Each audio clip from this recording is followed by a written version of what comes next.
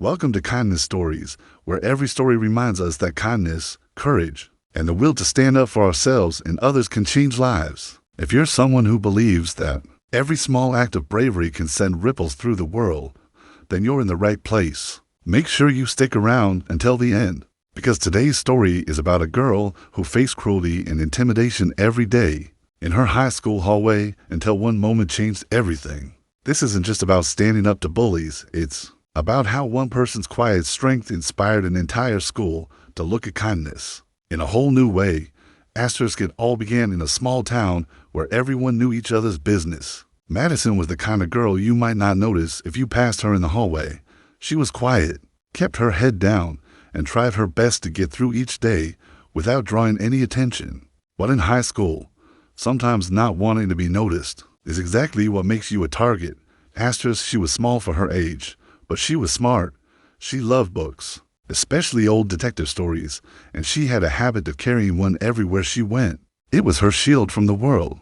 But the football team, led by a couple of arrogant boys who thought the hallway was their domain, didn't see Madison's books as anything worth respecting.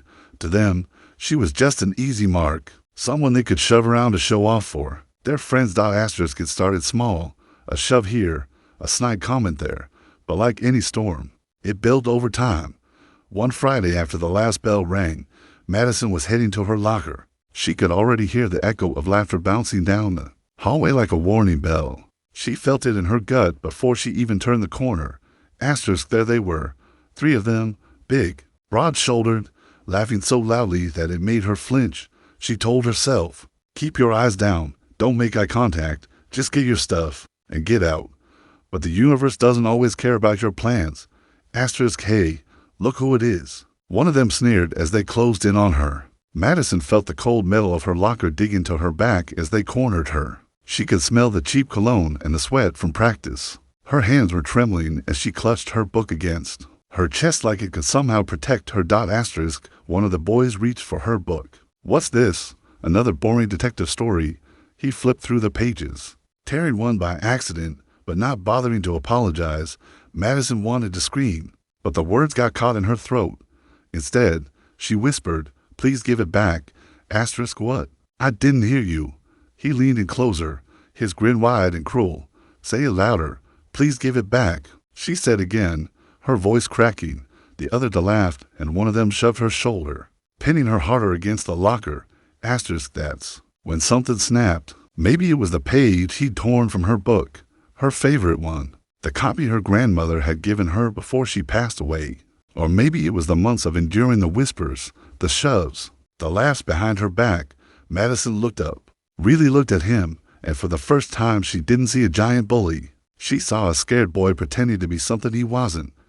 She took a breath, steadying her heart. Then she did something no one expected. She stepped forward instead of shrinking back. Her knee came up fast and hard, catching the main bully right in the stomach. It wasn't some Hollywood fight move. It wasn't graceful, but it was enough. He doubled over, gasping for breath, his buddies frozen in shock. No one had ever stood up to them before. Madison didn't stick around to see what they would do next. She grabbed her torn book, clutching the ripped page, and walked away with her head high for the first time. Word spread through the school like wildfire. Some people thought she'd gone too far, that she'd get suspended or worse. But there were others, kids who had watched from the sidelines, who had wanted to stand up but didn't know how, who suddenly felt a little braver. The principal called her into his office the next day. Madison sat there, bracing herself for detention, suspension, maybe even expulsion. But what he said surprised her. He asked if she was okay. He asked if she wanted to press charges. He told her that what she did wasn't wrong, that sometimes defending yourself is the bravest, kindest thing you can do for yourself. Madison didn't want revenge. She didn't want to press charges. She just wanted to finish high school without feeling like prey. The principal promised to keep an eye on the boys, and for the first time, Madison believed him. But the real change didn't come from the principal's office. It came from the students. Little by little, people started to see Madison differently. The shy girl with the detective novel wasn't someone you could just push around anymore. And she didn't become some big hero overnight.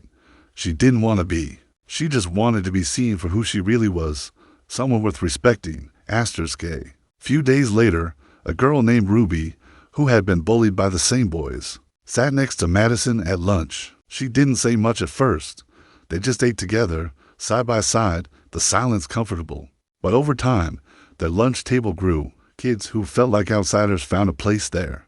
And kindness, the kind that spreads quietly but powerfully, started to bloom in the hallways where fear used to grow. Asterisk, the football players didn't get kicked off the team, but they did get benched for a few games. And maybe that was enough for them to realize that what they did wasn't just boys being boys. It was cruelty. It was wrong.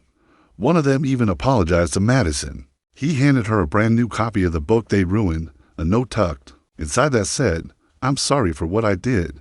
I hope you can forgive me." Asterisk, Madison did forgive him. Not because she had to, but because she knew that holding on to anger would only keep her stuck in that hallway forever.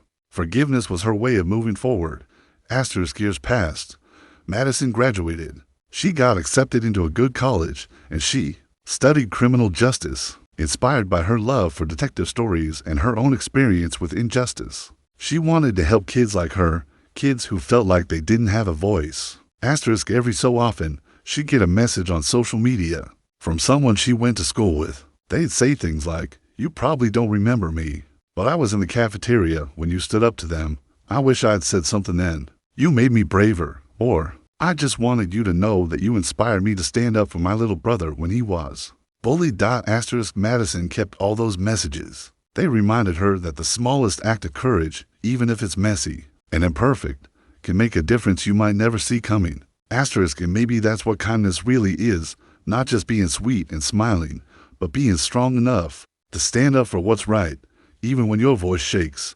It's telling someone, you matter, you're worth fighting for, even if that someone is you. Asterisk, so, if you're watching this, and you've ever felt like you're alone in the hallway, with your back to the locker, remember Madison's story.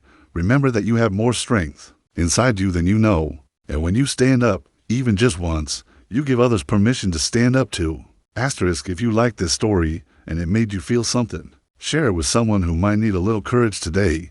And don't forget to subscribe to Kindness Stories. We believe that stories like these can remind us all that every act of bravery, every stand for kindness, ripples out further than we can imagine.